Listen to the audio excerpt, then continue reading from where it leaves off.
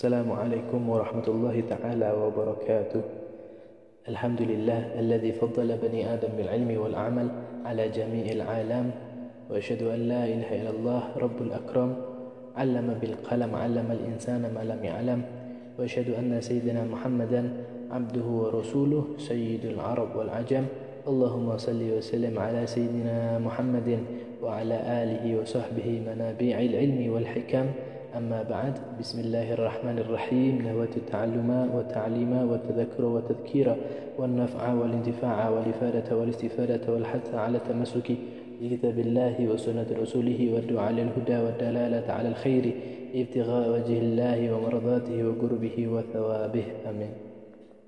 Alhamdulillah, kesekian kalinya Allah berikan kita kenikmatan sehat dan Allah sempurnakan kenikmatan kesehatan tersebut dengan dimampukannya kita dalam menyibukkan diri, membahas, mengerti, memahami sedikit apa yang berkaitan dengan asyraful makhluqin, manusia yang terbaik, pemimpin para anbiya, pemimpin para rasul yang dibanggakan oleh langit dan alam semesta, bumi, langit dan alam semesta seisinya pun mendapatkan kemanfaatan daripada pancaran rahmat yang ia bawa, yang telah Allah Subhanahu wa taala gariskan beliau dalam firman-Nya, "Wa ma arsalnaka illa rahmatan lil alamin," dan kami tidak utus engkau wahai Muhammad kecuali sebagai rahmat kepada semesta alam. Jadi cahaya kebaikan beliau bukan hanya dirasakan oleh manusia, bukan hanya dirasakan oleh jin, yang mana kedua makhluk tersebut adalah kedua golongan makhluk yang terbebani dengan syariah, akan tetapi pancaran kasih sayang beliau dirasakan oleh hewan, benda badat. Bahkan Allah mengatakan alam. Apa sih alam itu? Kullu ma siwallahu wal alam. Dikatakan sama para ulama, ketahuilah alam itu adalah setiap segala sesuatu selain Allah dinamakan alam. Jadi Nabi Muhammad membawa kasih sayang bukan hanya yang dirasakan oleh manusia dan jin sebagai objek utama dalam dakwahnya beliau, akan tetapi Allah menerangkan beliau membawa rahmat dan kasih sayang untuk segala sesuatu selain Allah. Semuanya mendapatkan bagian daripada rahmatnya baginda Nabi Muhammad SAW. Dan kita dalam kali ini, pertemuan kali ini, membahas sedikit tentang apa-apa yang berkaitan dengan beliau. Semoga Allah Subhanahu wa taala jadikan kesibukan ini kesibukan yang memuliakan kita, kesibukan yang muncul karena kasih sayang daripada Allah Subhanahu wa taala. Amin ya rabbal alamin.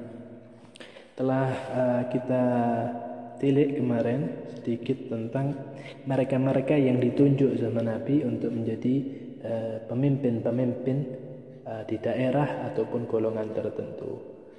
Nah, sampailah kita pada bab yang baru, yaitu para muadzinnya Nabi. Mereka-mereka yang ditunjuk sama Nabi untuk menjadi orang-orang yang adzan, ya. Salah satu pekerjaan yang mulia, pekerjaan yang tinggi, yang agung, yang mana Allah Subhanahu wa taala melewati mulut suci baginda Rasul menerangkan kepada kita, yughfaru lil muadzin muntaha adhanih wa yastaghfiru lahu kullu ratbin wa yabis. Ketahuilah, katanya baginda Rasul, para orang-orang yang adzan itu diampuni oleh Allah Subhanahu wa taala setiap selesai adzan. Bahkan mereka-mereka benda padat ataupun benda yang cair, ya kan, yabis rabbin wa yabis, yang kering maupun yang basah pun mintain ampun. Buat siapa? Buat mereka-mereka yang adzan. Ini kalau kita dalam kehidupan nih mandang kesibukan seseorang, ditanya kesibukanmu apa? Tukang azan, itu kayak kesibukan yang rendah gitu loh. Padahal ini satu kesibukan yang tinggi, kesibukan yang mulia. Bahkan Imam Romli itu mengatakan orang azan itu lebih utama daripada orang jadi imam.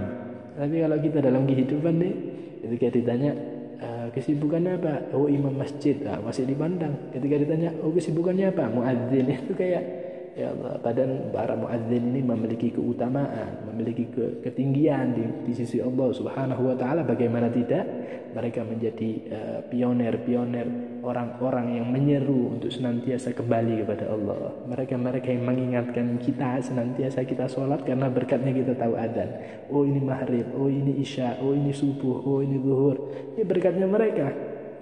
Dalam riwayat yang lain Nabi menerangkan, al-muadzin atwalun nasi a'naqan yaumil qiyamah.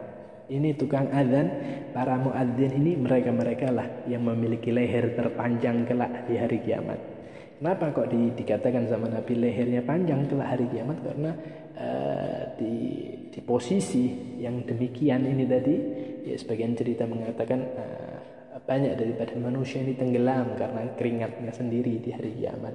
Tapi ada di antara mereka-mereka yang tidak tenggelam. Siapa? Para muadzin. Mereka punya leher ini tinggi. Sebagian lagi mengatakan maknanya adalah orang-orang yang azan adalah orang-orang yang mendapatkan rahmatnya Allah, mendapatkan tempat tertentu dan tersendiri daripada kasih sayangnya Allah kelak di hari kiamat. Ya kan, semua orang itu dalam keadaan susah, repot, letih, tapi mereka-mereka yang azan mendapatkan porsi yang khusus, mendapatkan rahmat dan pandangan yang lebih gitu loh. Bahkan orang-orang yang azan ini dikatakan berkahnya mereka, Allah nggak nurunin azab di satu negeri, Allah nggak nurunin azab di satu daerah yang mana di situ masih dikumandangkan azan. Berkahnya siapa nih? Kadang kita ini pertanyaan ya, kenapa kok satu kelurahan ini nggak ada azab, tenang, tentram. Itu dikatakan dalam satu riwayat, idza adzana fi qaryatin amanahullahu min azabihi fi dzalikal yaum. Kalau ada orang azan di satu wilayah, satu desa, Allah akan bikin aman daripada azabnya Allah pada hari itu. Berkatnya siapa? Berkatnya orang yang azan. Bahkan diceritakan satu cerita, Allah Subhanahu wa taala mendapatkan laporan perihal kegiatan orang-orang di Baghdad. Diceritakan di Baghdad ini satu malam terjadi kemaksiatan yang begitu banyak, ratusan kali. Malaikat penjaga malam ketika naik ke langit bawa laporan, maka di ACC lah untuk penurunan azab gitu. Jadi azab hendak diturunkan di negeri Baghdad. Tapi satu ketika para malaikat yang sudah diutus untuk turun ke bumi, tahu-tahu juga jumpa dengan malaikat yang diutus oleh Allah untuk tidak menurunkan, untuk menahan mereka dan tidak menjadikan mereka untuk mengadab penduduk negeri tersebut. Ketika ditanya, kenapa nih malaikat kedua kok dapat utusan demikian?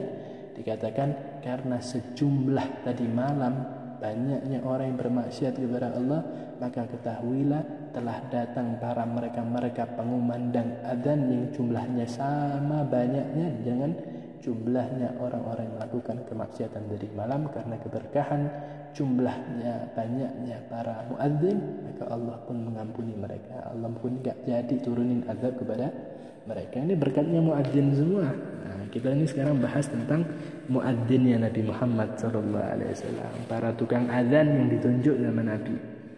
Dalam kitab Abu Muhammad bin Ali al-Maliki rahimahullah wa nafa'ana bih, di antaranya beliau menerangkan ada 4 orang yang ditunjuk sama Nabi. Walaupun kalau kita bahas ya di beberapa kitab yang lain mungkin lebih daripada hal ini ya.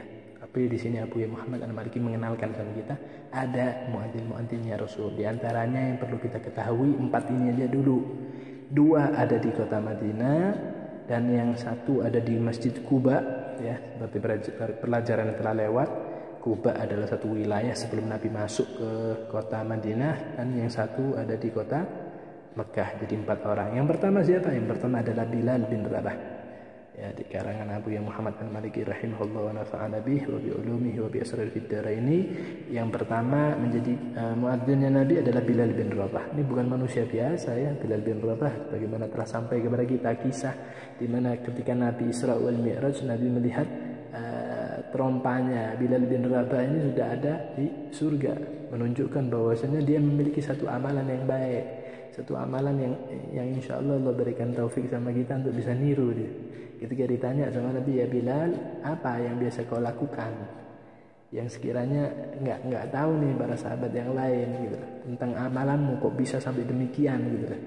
Nabi ini tahu amalannya Sayyidina Bilal, tapi dengan Sayyidina Bilal menjawab, maka yang lain pun mendapatkan kemanfaatan dari pengetahuan.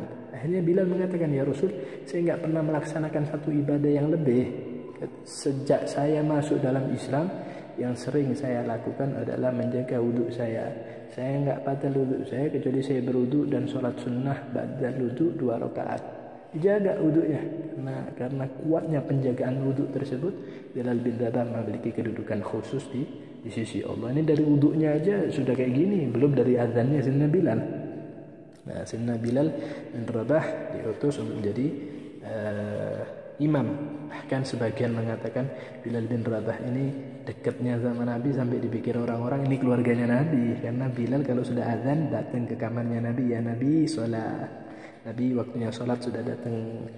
Masya Allah, Sayyidina Bilal ya, mamlu'a bil mahabbah, penuh hatinya dengan cinta kepada Nabi. Hakadha kullu sahabah, begitu juga banyak di antara mereka para sahabat jatuh cinta gila sama Nabi sallallahu alaihi wasallam. Dan selanjutnya yang juga jadi muadzin di kota Madinah adalah Sayyidina Abdullah bin Ummi Maktum. Padahal dia adalah seorang yang buta, tapi dia tetap semangat untuk mengumandangkan azan. Dan selanjutnya yang ketiga yang diutus untuk azan di Masjid Quba adalah Sa'ad Al-Qarad Maula Ammar. Ya, ada Sa'ad Al-Qarad. Dia budaknya Ammar. Yang mana dia azannya di Quba. Kemudian yang terakhir yang azan di kota Mekah adalah Abu Mahdurah Was Jamhi, atau sebagian mengatakan Al-Jamahi, yaitu Uwas Al-Jamhi, atau disebut juga Abu Mahdura. Inilah 4 muadzin ya Nabi SAW yang mendapatkan tugas khusus untuk menjadi tukang adzan. Tentulah mereka ini tidak dipercaya sesuatu kecuali mereka memang mendapatkan bagian pandangan yang khusus dari Nabi Muhammad SAW, sehingga mereka mendapatkan amanah yang termulia, amanah yang tinggi, amanah yang baik, yang menjadikan mereka orang-orang yang semakin tinggi. Sudah jadi sahabat itu sudah tinggi kedudukannya mereka, tapi mereka mendapatkan tugas khusus dari Nabi, dan ini menjadi kebanggaan buat mereka fid dunya fil akhirah. Allah.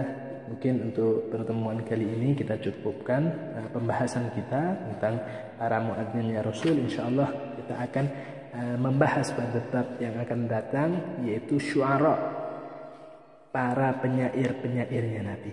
Ternyata Nabi punya tukang syair ternyata.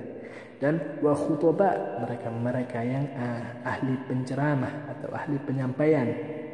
Insyaallah akan kita bahas di pertemuan yang akan datang. Semoga Allah Subhanahu wa taala memberikan kemanfaatan kepada kita daripada yang sedikit ini, dan Allah berikan kepada kita pemahaman melebihi daripada apa yang kita dengar, dan Allah memberikan taufik melebihi daripada apa yang kita pahami. Al-Fakir mohon maaf akan keterbatasan ini. Insyaallah kita akan lanjutkan kembali pelajaran kita di pertemuan-pertemuan yang akan datang. Ma'al khair wal afiyah. Kita tutup dengan talqinul dzikir dan qunut. Bismillahirrahmanirrahim. La ilaha illallah al-mawjud fi kulli zaman, la ilaha illallah al-ma'bud fi kulli makan, la ilaha illallah al-madhkur bi kulli lisan, la ilaha illallah al-ma'ruf bil ihsan, la ilaha illallah kulla yawmin huwa fi shan, la ilaha illallah al-aman min zawal al-iman wa min tismati syaitan ya qadim al-ihsan, kam laka alayna min ihsan ihsanuka al-qadim ya hannan ya mannan ya rahim ya rahman ya ghafur ya ghafar ighfir lana warhamna wa anta khairur rahimin. Allahumma hdina fi man hadait wa sallallahu alaihi wasallam Muhammadin wa ala alihi wasallam. Allahumma hdina fi man hadait wa afina fi man afait wa tawallana fi man tawallait wa barik lana fi ma atait wa qina bi rahmatika sharra ma qadait. Wa sallallahu alaihi wasallam Muhammadin bil ummi wa ala alihi wasallam. Alhamdulillahi rabbil alamin. Wassalamu alaikum warahmatullahi taala wabarakatuh.